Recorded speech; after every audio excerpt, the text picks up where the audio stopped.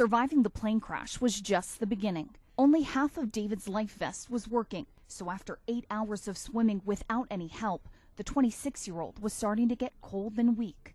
I may have been the one strong in the beginning, but overnight I wouldn't have made it without her. There was a point where I was getting abdominal cramps and I couldn't kick anymore, and I didn't have my hands.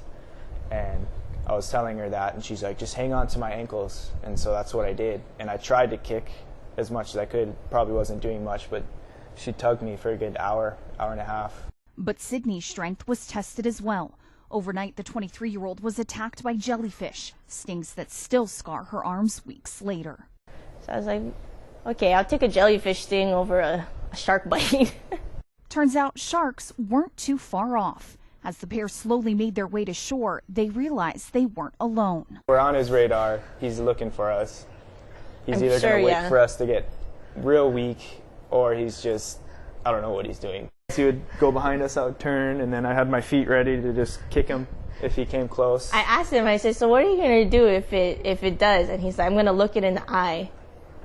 And that's all he said. And I was thinking in my head, okay, I don't know what that does, but whatever. I actually don't remember saying that. The pilots covered 20 miles before they were rescued by the Coast Guard 21 hours later. It was my will to live. I knew that was not my time. I was too young. We survived the plane crash. We survived the night in the ocean. We cannot go down before we get rescued here, even if we had to save ourselves. We just both knew we were going to go back and just be with family. The pair says they were determined not to give up. For me, I'm amazed at how much we overcame and did out there.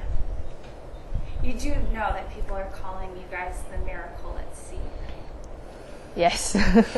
We're extremely blessed to go through that, and it is, if you look back on it, like a miracle.